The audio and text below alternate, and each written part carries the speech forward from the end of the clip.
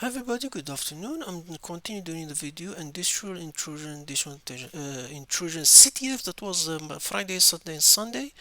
It finished. They will put it back usually after a couple of days. They'll put it online so you can practice again and finish the room. I'm doing now task number 24 auth. The scenario is ZeroTrace intercept a stripped down authentication model running on a remote and digital gateway. Assembly scroll across gluing monitor as she unpack the logic behind the planned digital checkpoint. So basically we'll get an auth. There's a binary there. I don't have the screenshot yet for the room, but basically this is a screenshot for the room. That's the description. That one is that one. Now when you get this type of binary, the first thing of course you try it. For example, if you run until you enter the unlock code, if for example if I say anything, access denied, and finish. Now the next thing to do, of course, sometimes people just, if it's easy, you just play around it and see, because you, like for example, where is the part where grow minus I code. Yeah, I can see it has there. So if we play with it with minus C5, you can see it said but access denied, and you have the flag f open flag txt. Of course now the room is not there. I'm not testing it in a live system, so we'll test it in our computer now. So we have a binary, you can play with it. So if I put Ghidra, this is already, that's the file there. Okay, let's set him, run it, analyze it, and we have this in Hydra. I don't know how you make a text bigger in Hydra. Graph, navigation, search, select tools, generate checksum, view program differences, personal, Windows. How to make things bigger? Let's say Control plus. Oh, Control plus work. Okay, I didn't know that. But usually it's the same for all of them. So wherever you come here, or you come to the function, the first thing you go to the amp function, and this is our function. Is get more interested in this one. Let's make it zoom quickly if we can zoom it more. So the first thing you can see, this is local variable. You can see local 10. You can see said enter unlock code is what exactly we got here when we called it. You can see test and it access denied. So enter unlock code. So we are there. Printf local 160, and you have like we have this hard code variable it's in hex, and then we have a local 10 is the variable. Look, it's the print function, enter the variable, and that one go to p what is that? I can't see now. Local 58, and there's a variable. Where is that variable now?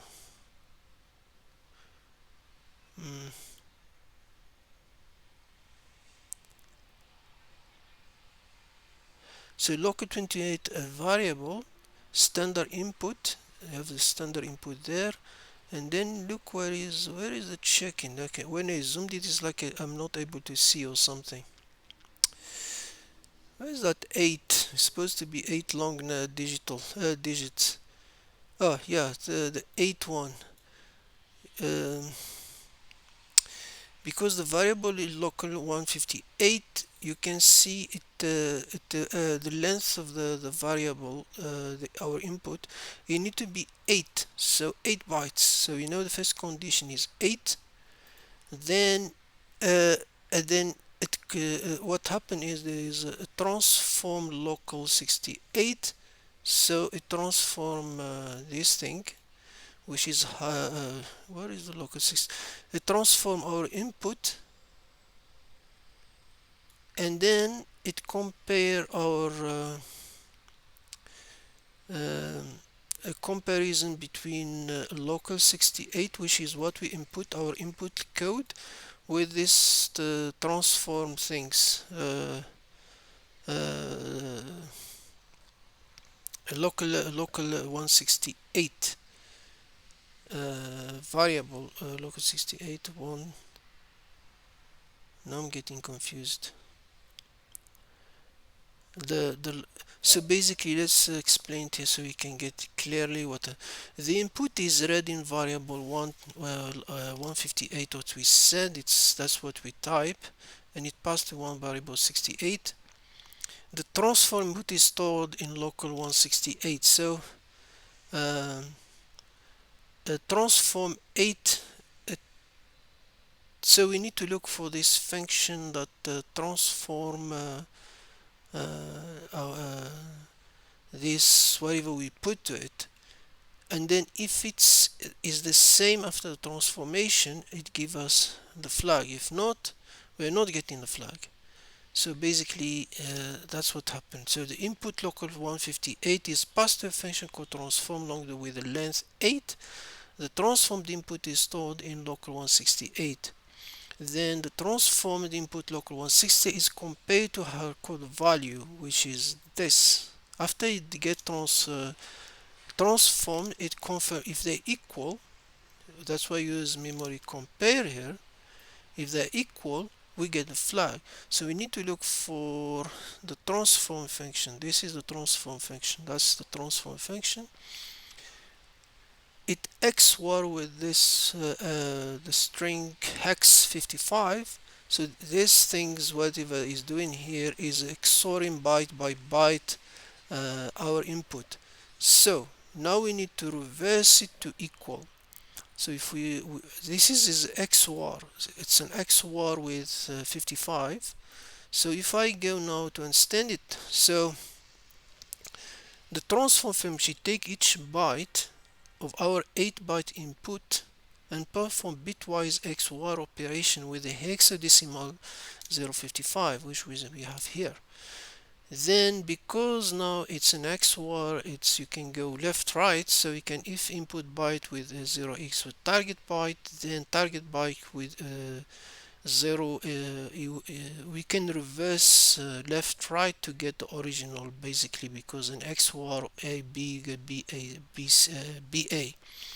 Now to find the correct analog code, we simply need to take the target bytes from the main function and XOR each one with 0. So we have this hard code, the hard code value. Remember, it's in the main function, this value here.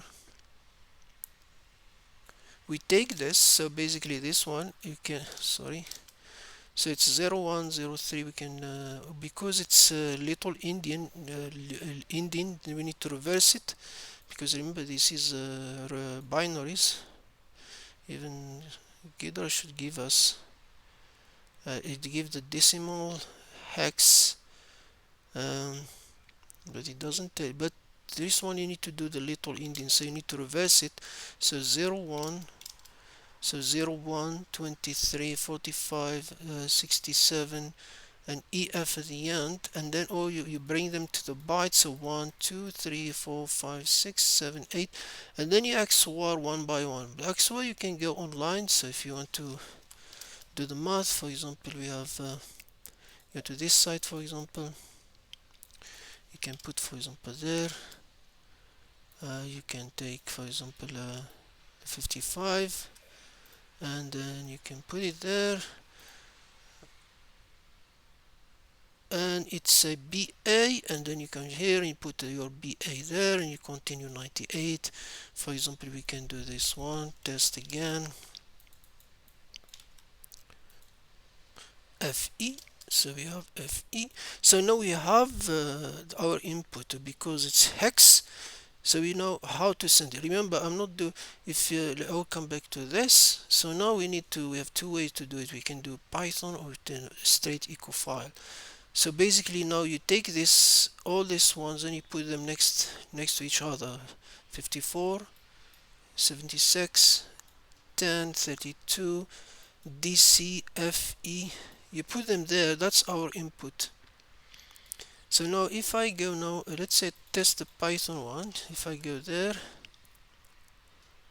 I'm not doing it live because we don't have access to the machine. We can just play in our computer, because we can play here, and Now I said no such file directory. We need to create our flag file here, flag.txt, and I just say we just call it tryhack. Sorry, tryhackme my own flag. So to make sure that it's working, so we can do that. So if I test now, it tell me enter and lock. Let's make it bigger. You can see it said enter unlock code access granted flag. This is my flag. So if we can test the other one, so you have you can test one line of Python, or you can test the echo minus ne. Echo it's straightforward, so you can do, so you can echo minus ne, remember this ne, and then you put yours and you just do, and you get the access granted, and you go to flag. Of course, now when TryHackMe put this machine back when it's online, now what you can do is just instead to bracket to the binary, use NC. You can use it like that. You can NC, you make the IP of the machine and you put 9005, and you can also do it in NC. So basically it will work in both ways. So in our case we're just testing it here in our local computer because we can test it, so access granted. So basically, as a conclusion of this, the idea here, of course, is the main function instead that it's compared to hardcore hex, 8-byte hex, and then our input get transformed with the transform function. The transform function is just doing an XOR with the x55.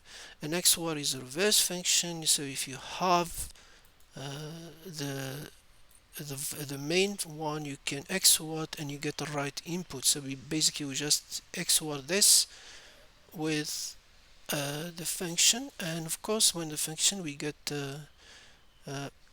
print the flag.txt file, in which we did here as a test, we have the flag. Basically, yeah, that's exactly this room about. It's basically an XOR type of things. I'm not sure what else I need to say, but yeah, basically that's it. So you have an XOR. I'll put this file in GitHub, so if you want to test it yourself. Yeah. Thank you very much, guys, and good luck.